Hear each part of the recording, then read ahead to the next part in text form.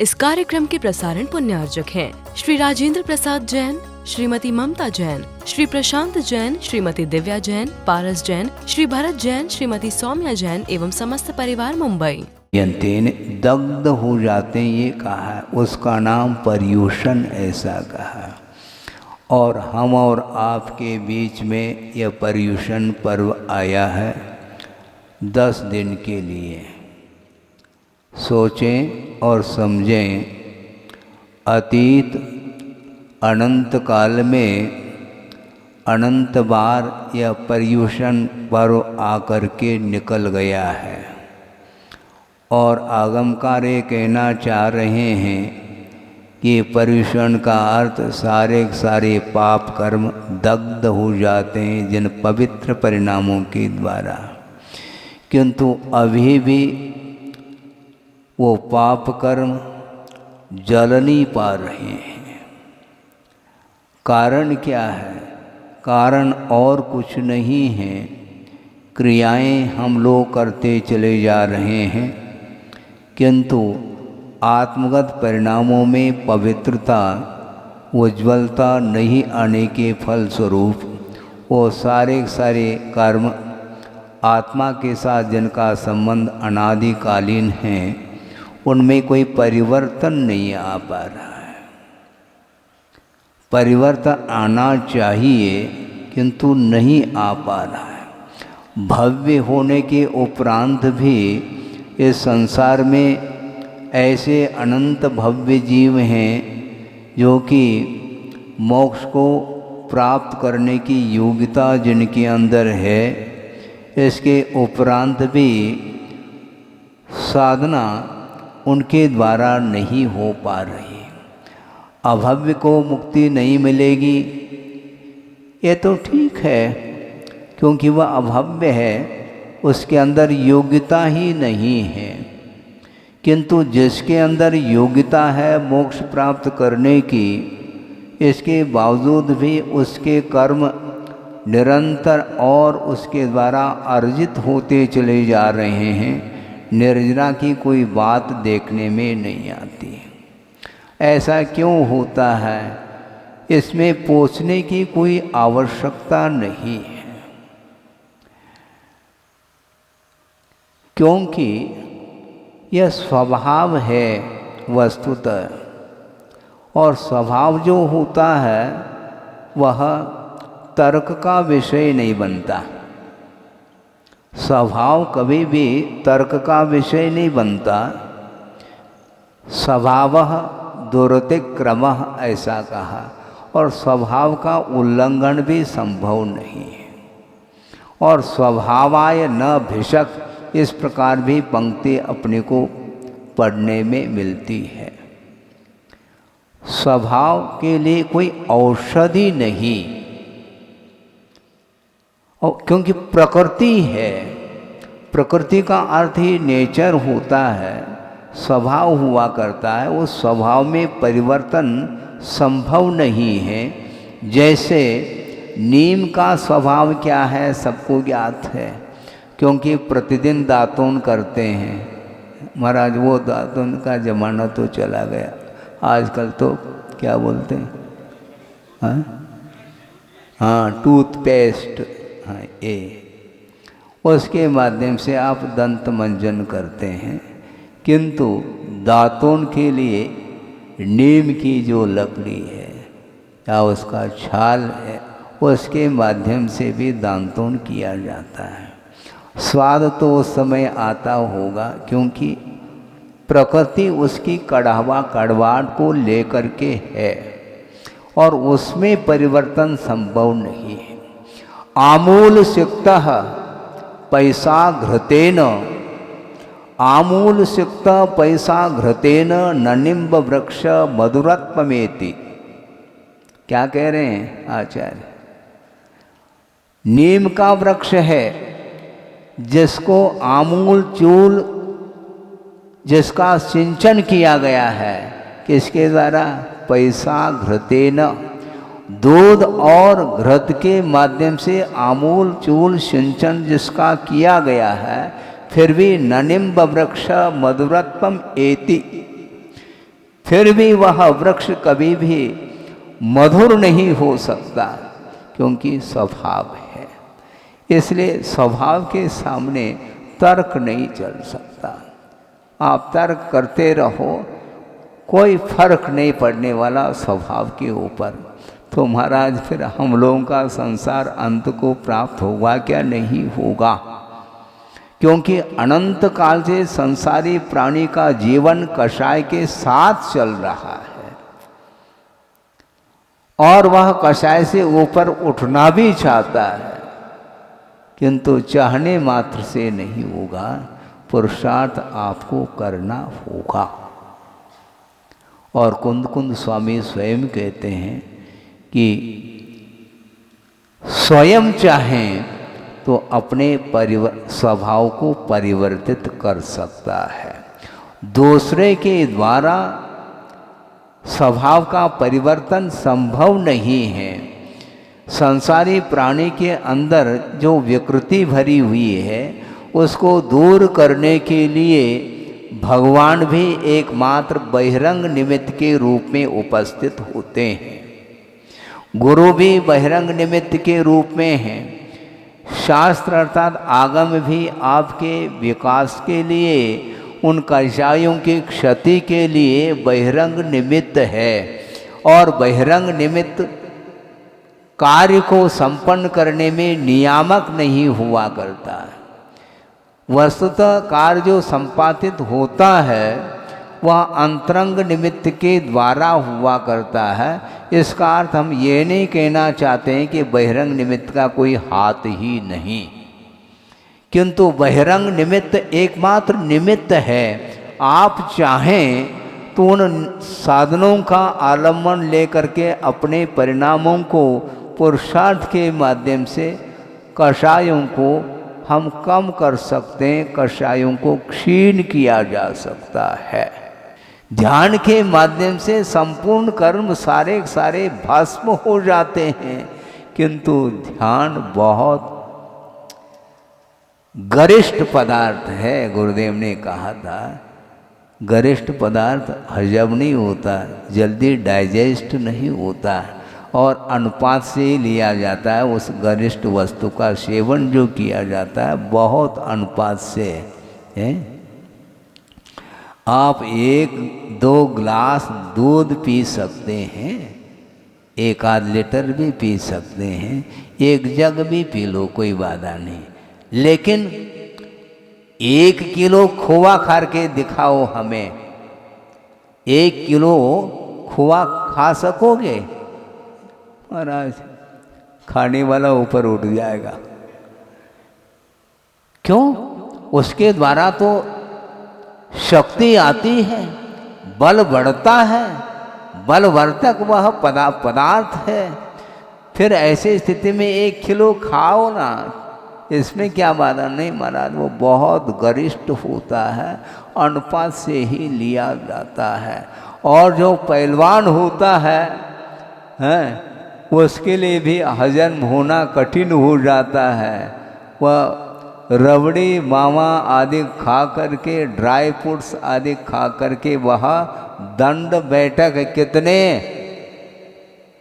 100 500 दंड बैठक निकालता है, तब वह पसीना पसीना आ जाता है, वह सारा का सारा खाया हुआ हजम हो जाता है। इसको बोलते हैं गरिष्ठ। उसी प्रकार ध्यान अपने आप में बहुत सॉलिड वस्तु है। परिणाम ऐसे सशक्त परिणाम हो जाते हैं जिन परिणामों के माध्यम से अंतर मुहूर्त में ही केवल ज्ञान प्रकट हो जाता है, उसको ध्यान बोलते हैं। किंतु उस ध्यान में लीन होने की क्षमता या सामर्थ्य जिस श्रवण में नहीं है वह प्रवृत्ति में आ जाता है, तो प्रवृत्ति करते समय प्रमाद आना स्वाभाविक है। और प्रवृत्ति करते समय जब प्रमाद आ जाता है तो चारित्र में दोष उत्पन्न होता है। उस दोष के परिहार करने के लिए 10 प्रकार के धर्म का व्याख्यान किया है आगमकारों ने। ये उद्देश्य है। क्षमा, पहला क्षमा को हम बाद में समझते हैं। 9:30 बज गया है, विलंब हुआ है, थोड़ा बहुत हम भी विलंब करेंगे तो क्षमा कर देना है? इसमें क्या है? महाराज आपको नहीं बोलना चाहिए क्षमा। अरे आप तो बहुत दूर की बात है, हम एक इंद्रिय से भी क्षमा मांग लेते हैं। 1 बार नहीं, 2 बार नहीं, 3 बार खम्मामि सव्व जीवाणम, सव्वे जीवा खमंतु में मित्ति में सव्व भूदेषु वैरम मज्जम नकेन भी। हे भगवान, किसी के साथ मेरा वैर भाव न हो, मैं सबसे क्षमा चाहता हूँ, सबके प्रति क्षमा भाव रखता हूँ।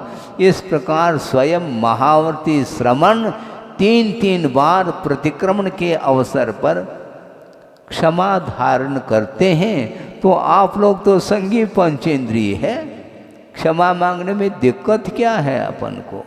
हाँ, क्योंकि धर्म की आराधना हमें करनी है, तो ऐसी स्थिति में क्रोध का अभाव हमें करना होगा। तो किसी भी प्रकार से जाने अनजाने में जो भी दोष लग जाते हैं, उन दोषों का परिमार्जन करना कर्तव्य हो जाता है। इसलिए वह श्रमण बहुत अलर्ट रहता है, सावधानी के साथ प्रवृत्ति करते हुए भी प्रमाद के कारण दोष लग सकते हैं, उनका परिवार्जन करता है। और अंतो डज्झम्मे पश्चत्तावेन वेदन्तु, ऐसा कहा। आँखों में अश्रु की धारा बहती है, कब? प्रतिक्रमण करते समय। ये श्रमण की ये चर्या मानी जाती है, बहुत उसका हृदय कोमल होता है। क्योंकि यत्र तत्र जब प्रवृत्ति करते हैं, उस समय सूक्ष्म जंतुओं की विराधना होने की पूरी संभावना रहती है। यत्नाचार पूर्वक प्रवृत्ति करने के उपरांत भी वह भूल चूक हो सकती है, उसके लिए वह प्रतिक्रमण, प्रायश्चित, आलोचना आदि करके अपने परिणामों को वह पवित्र बनाने का पुरुषार्थ करता है। इसलिए धर्म आत्मा का स्वभाव है, क्रोध करना आत्मा का स्वभाव नहीं है। कदम कदम पर संसारी प्राणी उत्तेजित हो जाता है, आवेग में आ जाता है। ये आवेग क्यों? इसका कारण क्या है? आप गौर करिएगा, जिसके अंदर लोभ नहीं है किंचित मात्र भी पर वस्तु के प्रति, उसके जीवन में क्रोध आ नहीं सकता, ये ध्यान रखो। क्योंकि पर वस्तु के प्रति हमारा कोई स्वामित्व भाव नहीं है, तो किस बात को लेकर के हम क्रोध करेंगे? सोचो, विचार करो। आप सुन रहे हैं क्या? नहीं? हाँ, पर्व के बाद तो फिर जाना तो है ही। अभी गौर करिए, एक एक शब्दों को ध्यान से आप सुनिएगा। ये लोभ के कारण ही क्रोध की उदीर्णा होती है। हाँ, नहीं है तो नहीं हो सकती। इसलिए क्रोध का त्याग करने के लिए कहा है, श्रमण के लिए। क्योंकि प्रवृत्ति में वह आ जाता है, तो समीचीन प्रवृत्ति जिस समय वह करता है, उस समय बहुत अलर्ट होता है वो। उसके पास 5 समिति है, 6ठी समिति नहीं है, ध्यान रखो। आपकी समिति गठित करते हैं 5 साल के लिए, और पुनः क्या हो जाता है? पुनः नई कमेटी। किंतु यहाँ पर नहीं, समिति 5 हैं। ईर्या समिति, भाषा समिति, ऐषणा समिति, आदान निक्षेपण समिति और प्रतिष्ठापन समिति। अपनी प्रतिष्ठा नहीं, प्रतिष्ठापन समिति का अर्थ है संयमोपकरण के माध्यम से उस स्थान को परिमार्जित किया जाता है जहाँ पर मलमूत्रादि का विसर्जन किया जाता है। वहाँ पर निरीक्षण करके वहाँ उसका उत्सर्ग करता है, इसको बोलते हैं प्रतिष्ठापन समिति। तो इस प्रकार ये 5-5 समिति के पालन करने वाले श्रमण हुआ करते हैं। वो कभी भी भूल करके भी अपने मन में किसी के प्रति उनका उत्तेजनात्मक भाव नहीं आ सकता, क्योंकि कुंद कुंद स्वामी का ये कहना है, अयदाचारस्य निश्चिदा हिंसा, अयत्नाचार पूर्वक जो प्रवृत्ति करता है, मर्दो जीदो जीवो, जीव मरण को प्राप्त हो अथवा न हो, यदि अयत्नाचार पूर्वक यदि प्रवृत्ति करता है तो निश्चित रूप से हिंसा निच्छदा कहा, निश्चित रूप से हिंसा का दोष लगता है। पैदस्य नत्य बंधो हिंसा मितेन समिदस्य, समिति पूर्वक जो आचरण कर रहा है यत्नाचार पूर्वक, उसके माध्यम से कदाचित मांडो जीवों की विराधना भी हो जाए तो तत्संबंधी उसको बंद नहीं होता। इस प्रकार किसका कहना है? कुंद कुंद स्वामी का कहना है। किंतु अयत्नाचार पूर्वक यदि प्रवृत्ति करता है तो जीव मरे अथवा न मरे, निश्चित रूप से वह हिंसा का भागी होता है। इसलिए बहुत सोच समझ करके बोलने की आवश्यकता है। बोलने की आवश्यकता नहीं, भीतर भाव क्या है वह सामने फेस रीडिंग के माध्यम से हम कर लेंगे। मुखाकृति के माध्यम से भीतर का जो भाव है वह ओपन हो जाता है, ये ध्यान रखो। हाँ, अन्यथा आंखों में ललाई नहीं आ सकती। लाल वर्ण है, कलर है? और वह किसी को पसंद है क्या? है? ललाई अच्छी लगती है, आंखों में नहीं लगती। आंख में जो ललाई आई है तो वह आंख का दोष नहीं, वह मन का दोष है। मन में दुर्भावना है, हृदय में दुर्भावना विद्यमान है, उसके कारण ही वह उत्तेजना का भाव वह जागृत होकर के आंखों के माध्यम से वह देखने में भाव आ रहा है। आंखों का परीक्षण कर लो, भावों का परीक्षण हो जाएगा, और कोई साधन नहीं अपने लिए। इसलिए क्रोध कम करो। महाराज, कम करने का अर्थ क्या? आप भी परसेंटेज में समर्थन करना चाहते हैं क्या क्रोध का? मैं समर्थन नहीं करना चाहता क्रोध का, पूर्ण रूप से क्रोध का अभाव कर लो। कुंद कुंद स्वामी वंदना करने के लिए खड़े हो जाएंगे, ये ध्यान रखो। पूर्णतः क्रोध का अभाव जिसने कर लिया है, गणधर परमेष्टि भी वंदना करते हैं, नमो लोए सौ साहू नम। हाँ, वह स्वयं गणधर परमेष्टि हैं, दिव्य ध्वनि का आधार लेकर के उपदेश दे रहे हैं जनता के लिए। इसके उपरांत में एक सामान्य साधु के प्रति भी उनका वंदना का भाव जागृत होता है। वंदना किसकी की जा रही है?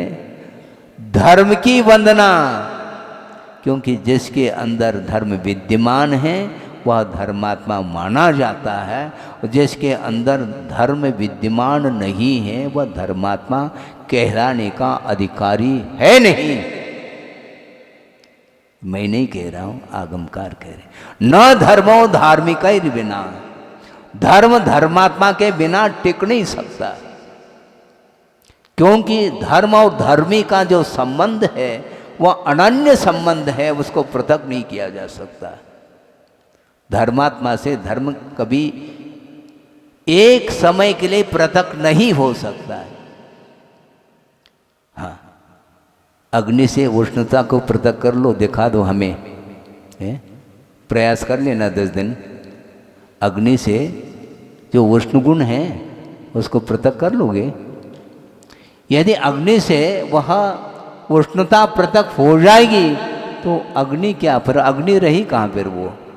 फिर शीतल हो जाएगी अग्नि। ऐसा होना थोड़ी, क्योंकि वह स्वभाव है। इसलिए स्वभाव, विभाव स्वभाव भी स्वभाव माना जाता है, और स्वभाव भी स्वभाव के अंतर्गत ही आता है। हाँ, इसलिए हमने क्या कहा था, भूल गए? ननिम्ब वृक्ष मधुरत्वमेति, वो नीम का वृक्ष जिसको आमूल चूल सींचा गया, जिसका सिंचन किया गया है, किसके द्वारा? दूध और घृत के द्वारा। इसके बावजूद भी वह अपने स्वभाव को छोड़ नहीं सकता, और जो अपने स्वभाव को छोड़ने के लिए भीतर से भाव नहीं रखता है, उसको आचार्य कहते हैं उसको देशना भी देना उपयुक्त नहीं है। हाँ, देशना किसको दी जाती है? धर्म की देशना किसको दी जाती है? जो धर्म के प्रति लगाव जिसका है, उसके लिए धर्म की देशना लागू होती है। क्योंकि पात्र के बिना हम दूध को रख नहीं पाएंगे। दूध को रखना है कहाँ पर? कहाँ रखोगे? पात्र। और पात्र यदि मान लो छिद्र सहित है तो फिर मान लो पात्र चालनी जैसे छेद हैं, उसमें सैकड़ों छेद हैं, मान लो उसके पात्र में आप डालते चले जाओ और नीचे से वह पार होता चला जाएगा दूध। उसी प्रकार जिसके अंदर धर्म के प्रति बहुमान नहीं है, धर्म के प्रति भक्ति जिसके अंदर उमड़ नहीं रही है, उसके लिए हम क्या देशना देंगे? भगवान भी दे नहीं पाएंगे। इसलिए कहा गया है जिसके अंदर योग्यता है उसके लिए दिया जा सकता है, अदरवाइज नहीं। हाँ, इसलिए यह क्रोध जो है ना, क्षमा धर्म का अपोजिट तत्व है। ये खिलाफ है। ये क्षमा का खिलाफ क्रोध है। हाँ, अग्नि उद्दीप्त है और उसको शांत करना है तो अग्नि के द्वारा शांत नहीं हो सकती अग्नि। किंतु अग्नि यदि शांत होती है तो जलधारा, शांति धारा के द्वारा ही वह अग्नि शांत होगी, और कोई भी उपाय नहीं। वह जल, मान लो गर्म जल भी हो तो अग्नि को बुझा देगी, क्योंकि बुझाना उसका स्वभाव है। किंतु अग्नि के द्वारा बुझ नहीं सकती। इसी प्रकार क्षमा धर्म के बिना वह क्रोधाग्नि बुझ नहीं सकती है, यह स्पष्ट है। क्योंकि वह बर्दाश्त नहीं कर सकता, क्योंकि उसके अंदर अपेक्षाएं बहुत सारी है।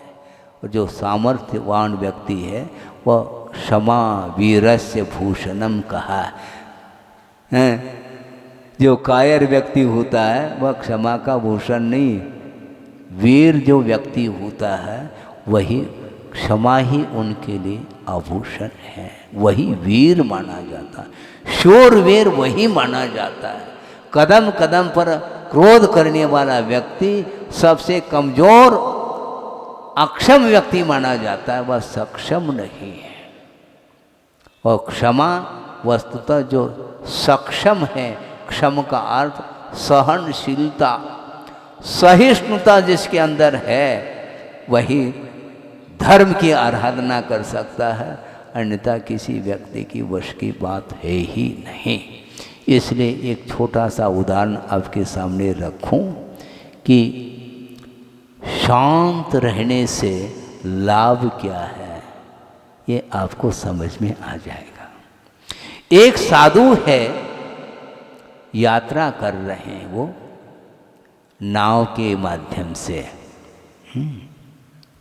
और वह साधु अकेला नहीं, उस नाव में युवा वर्ग भी उस नाव में बैठा हुआ है और सब मिल करके यात्रा कर रहे हैं नाव के द्वारा।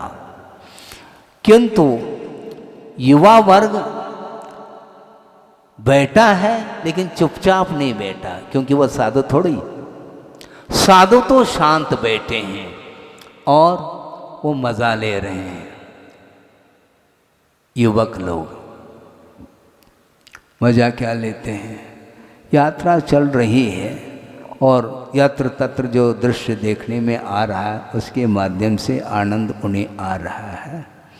किंतु मजा लेते लेते लेते साधु से भी मजा लेने लगे वो। क्या बाबा जी वो शांत बैठे हैं, हाँ और ना कोई उत्तर नहीं दे रहे हैं वो। बाबा जी हैं आपके लिए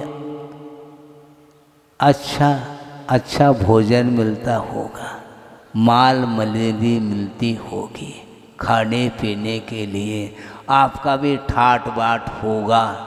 इस प्रकार वो बोलते बोलते बोलते अपना समय काट रहे थे और यहाँ तक मज़ा लेने लगे कि उत्तेजित होकर के गाली गलौज तक देने लगे उसको। किसको? साधु को। किंतु साधु शांत बैठा है, कोई उफ नहीं कर रहा है वो। और यहाँ तक कि उसमें से उन युवा मंडली में से एक युवक ऐसा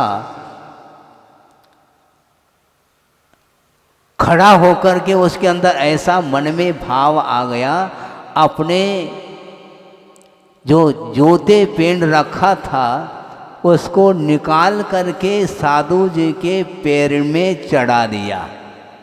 फिर भी साधु जी शांत बैठे हैं और उसी समय नाव डगमगाने लगी और आकाशवाणी हुई। क्या वाणी हुई? आकाश में ये वाणी हुई कि इस नाव को पलट दे क्या बाबा जी, इस नाव को पलट दे, और इस नाव को पलट देंगे तो सारे के सारे ये युवक डूब जाएंगे और तुम्हें हम बचा लेंगे। लेकिन साधु कोई उत्तर नहीं दे रहे, शांत बैठे हैं। क्यों? क्षमा इसी का नाम है। प्रतिकार करने का भाव उसके अंदर नहीं आ रहा है। और इसके उपरांत उन्होंने कहा कि नाव मत पलटो, नाव को मत पलटा दो। फिर क्या करें? उन व्यक्तियों की बुद्धि पलटा दो।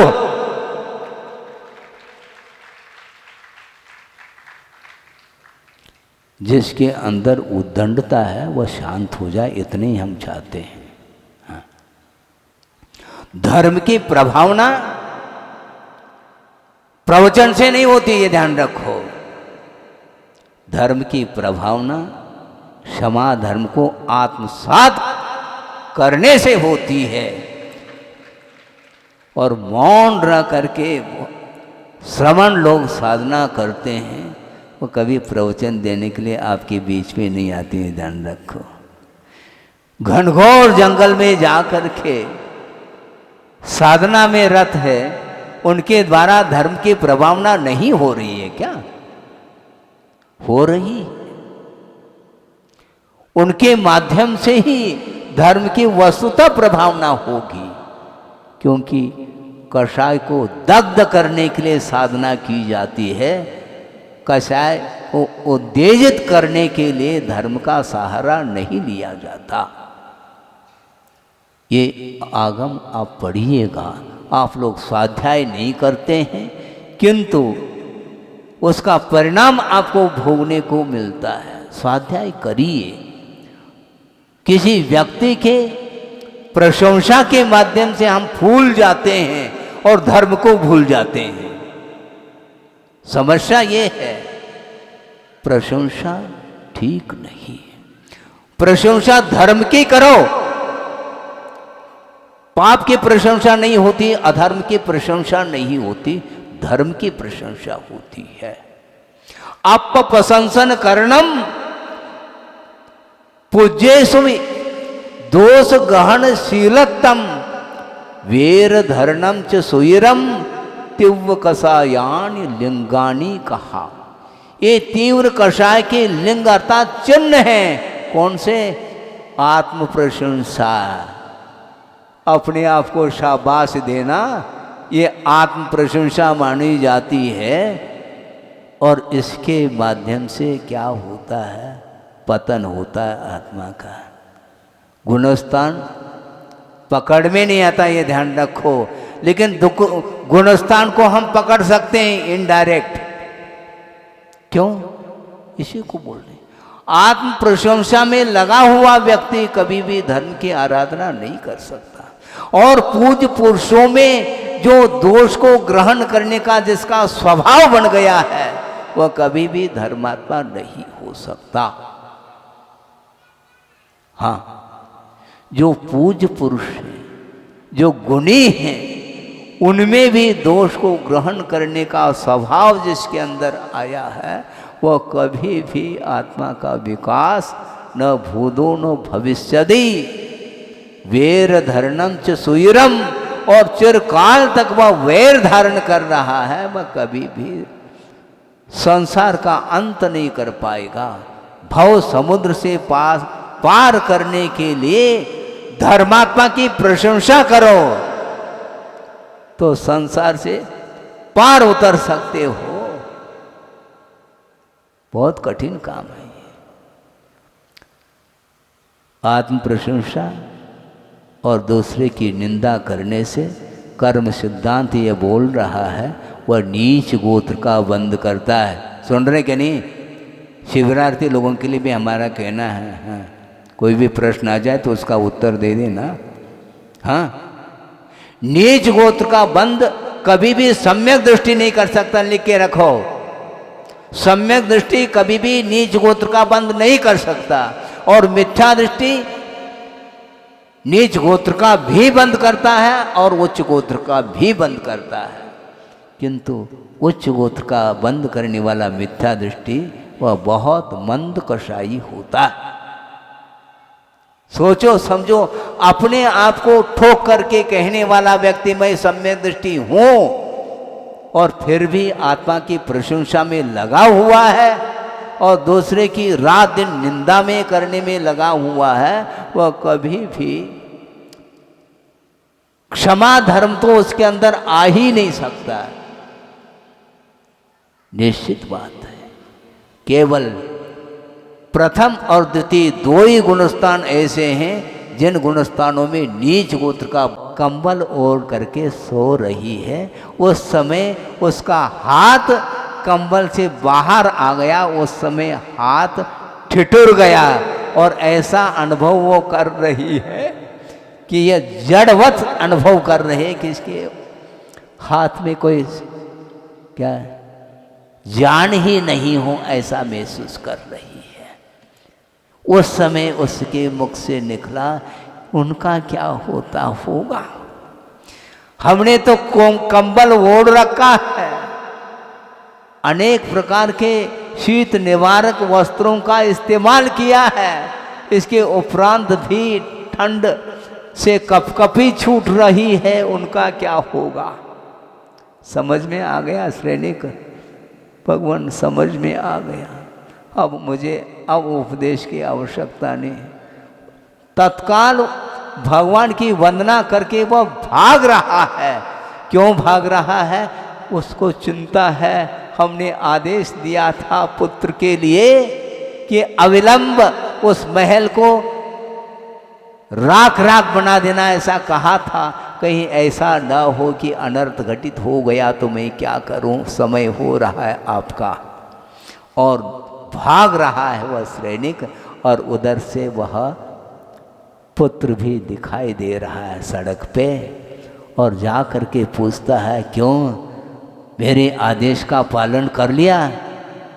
जी पिताजी, आपकी आज्ञा का उल्लंघन मैं कर कैसा सकता है, क्योंकि आपके राज में मुझे भी रहना है ना, और मैं पुत्र हूं और आप राजा के साथ साथ पिता हैं, और पिता की आज्ञा का उल्लंघन करना पुत्र का कर्तव्य थोड़ी माना जाता है। इसलिए मैंने कर्तव्य का पालन कर लिया, इसलिए हमने आग लगा दी है।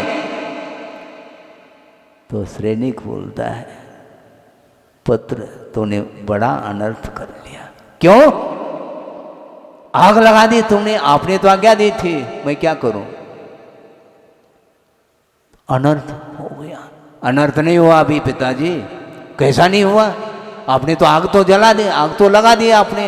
हाँ लगा दी हमने, किंतु वह जहां हमने आग लगाई है उस आग को महल तक पहुंचने में पूरा 1 दिन लगेगा, ये ध्यान रखो।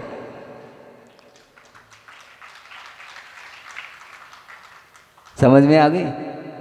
होशियारी से काम लिया था उस पुत्र ने। आग तो लगा दी, आदेश का पालन भी हुआ और महल नहीं जल पाया और पहुंच गए। कहानी आपकी समाप्त हो गई। तो अनर्थ तब घटित होता है जब हम क्रोध के आवेश में आते हैं। न जाने कौन कौन से अनर्थ हमारे द्वारा हो जाते हैं और उसका सागरोपम आयु तक प्रभव में जाकर के भोगना पड़ता है। इसलिए ठंडे दिमाग से सोचो, आगम के आधार से आप अपने परिणामों को पवित्र बनाने का पुरुषार्थ आपको समय रहते कहना है। समय बचाने ध्यान रखो। किसी के 80 साल हो सकते हैं, किसी के 60 साल हो सकते हैं, कुछ भी हो सकता है और किसी भी घड़ी जीवन समाप्त हो सकता है। इसलिए समय रहते क्षमा धर्म की आराधना करो और अपने क्रोध को शांत करने का पुरुषार्थ करेंगे तो निश्चित रूप से 10 लक्षण पर्व में जो प्रारंभिक धर्म क्षमा धर्म है, उस क्षमा धर्म को मनाने की सार्थकता सिद्ध हो सकती है। अहिंसा परमो धर्म की जय। बोधि समाधि परिणाम शुद्धि स्वात्मोपलब्धि शिव शोक सिद्धि चिंतामणिम चिंतित वस्तुदाने त्वाम मंद मानस्य ममास्तु। परम पूजाचार्य गुरुवर श्री विद्यासागर जी महाराज की जय। इस कार्यक्रम के प्रसारण पुण्यार्चक थे श्री राजेंद्र प्रसाद जैन, श्रीमती ममता जैन, श्री प्रशांत जैन, श्रीमती दिव्या जैन, पारस जैन, श्री भरत जैन, श्रीमती सौम्या जैन एवं समस्त परिवार मुंबई।